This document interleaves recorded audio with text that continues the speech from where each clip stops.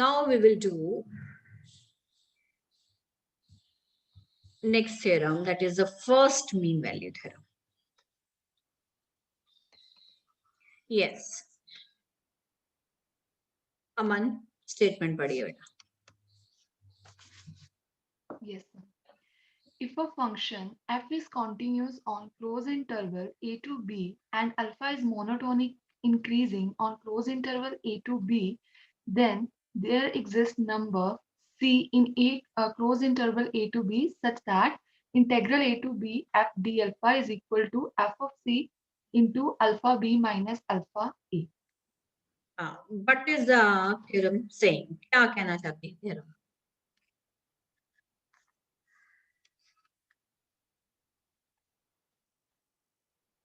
कि अगर function continuous है और बेटा ऑब्वियस है we are doing RS integration, it means alpha will be a monotonically increasing function. ठीक है.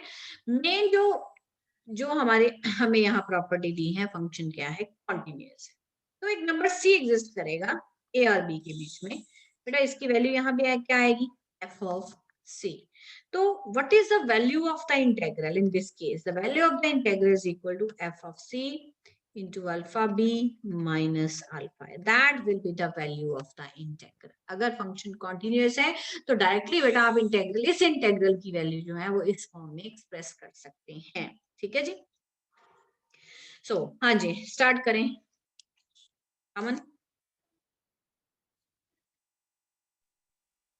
Since f is continuous on closed interval a to b and alpha is monotonic increase on closed interval a to b, therefore f belongs to R of alpha on closed interval a to b. What does it mean? F belongs to R alpha on the closed interval a to b. हम जो हमने अभी prove किया है, अभी prove किया है कि every continuous function is are S integrable. It means function क्या हो गया, आर एस इंटेग्रेबल हो गया. पिछले क्वेश्चन ने ये बताया फंक्शन आर एस इंटेग्रेबल हो गया. ये क्या बताएगा, what is the value of the integral? First mean value theorem क्या बता रही है, what is the value of that integral if the function is continuous. चलो आगे चलो. Next.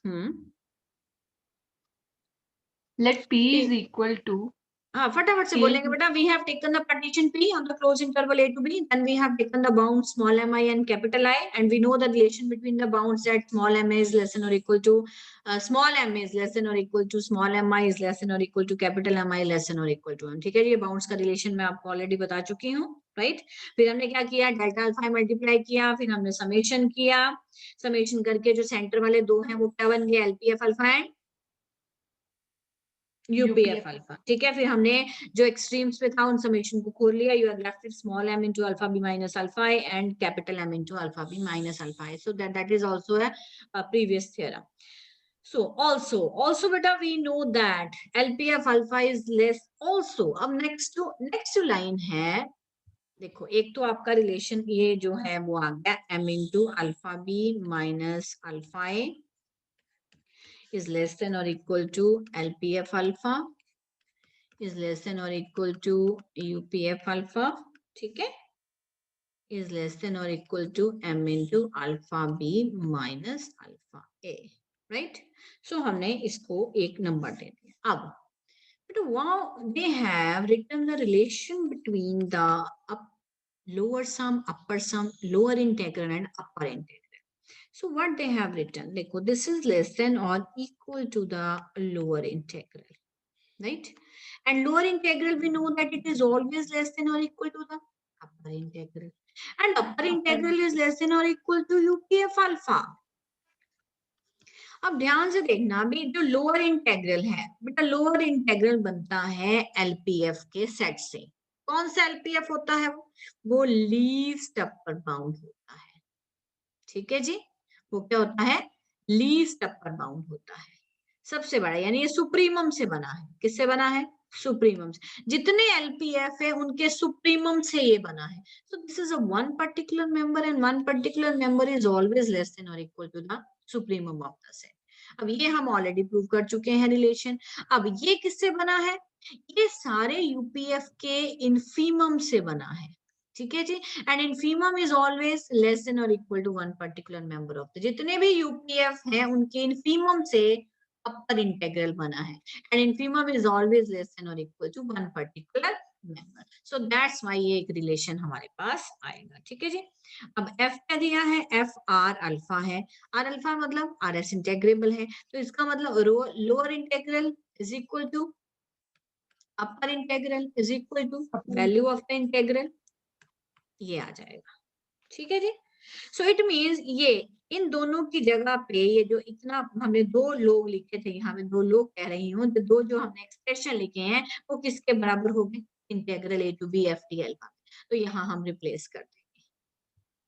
So therefore LPF alpha is less than or equal to integration a to b f t alpha is less than or equal to upf alpha। ठीक है जी, clear. चलो अब हम combine करेंगे one और थ्री को। बेटा वन और थ्री को देखेंगे, ये मेरा थ्री था, वन था हमारा वो वाला जिसमें हमने M alpha B minus alpha A जो था वो पूरा का पूरा हमने ओपन किया था। ठीक है, तो जब आप वन और थ्री को ओपन करेंगे, सॉरी इनको कंबाइन करेंगे, तो आपका आ जाएगा M into alpha B minus alpha A. ठीक है, उसके बाद था लेस देन और इक्वल टू एलपीएफ अल्फा। अब उसके बाद क्या है, integration A to B F of D alpha. उसके बाद था यूपीएफ अल्फा, यूपीएफ अल्फा के बाद क्या है, capital M into alpha B minus alpha. ये हमने कंबाइन कर दिया वन और थ्री को। ठीक है जी। अब वो कह रहे हैं there exist mu belongs to small m to capital M. ये जो बाउंड्स हैं पूरे के पूरे फंक्शन के, बेटा जो small M I capital M I है वो बाउंड्स किसके होते हैं, वो xi minus one to xi interval के होते हैं। जो स्मॉल एम कैपिटल एम है ये किसके बाउंड्स हैं, ये पूरे फंक्शन के बाउंड्स हैं on the close interval a to b। ठीक है, such that integration a to b f of d अल्फा is equal to mu into alpha b minus alpha a। Since f is, अब देखो यहाँ पे small M था ना, यहाँ पे क्या है कैपिटल एम, हम दोनों हमने क्या किया, इस स्मॉल एम और कैपिटल एम को बेटा किससे रिप्लेस कर दिया हमने, म्यू से। म्यू हमने एक नंबर ले लिया which is line between small m to capital M. ये देखो इस तरह से आएगा, ये एफ है, ये बाउंड्स है बेटा फंक्शन के। ठीक है, और हमारी जो इंटेग्रल की वैल्यू है इन दोनों के बीच में लाई कर रही है, और फंक्शन ऑलरेडी हमारा क्या है, कॉन्टिन्यूअस है। तो यहाँ पे उन्होंने कहा एक ये देखो ये म्यू एग्जिस्ट कर गया दोनों बाउंड्स के बीच। अब हमने इसको इन दोनों को किससे रिप्लेस कर दिया, म्यू से। जब हमने रिप्लेस कर दिया तो इसका मतलब अब देखो ना, यहाँ भी सेम वैल्यू आ गई, ये भी सेम वैल्यू होगी, इसका मतलब इंटेग्रल की वैल्यू किसके बराबर है, mu into alpha B minus alpha A के बराबर। अब ये जो म्यू है फंक्शन कॉन्टिन्यूअस है, तो इसका मतलब यहाँ पे कोई पॉइंट सी पड़ा हुआ है, तो म्यू किसकी वैल्यू है, एफ ऑफ सी की। तो as f is a continuous on the closed interval, f क्या है, कॉन्टिन्यूअस है। ठीक है, so it implies the function will take every value between small m and capital M.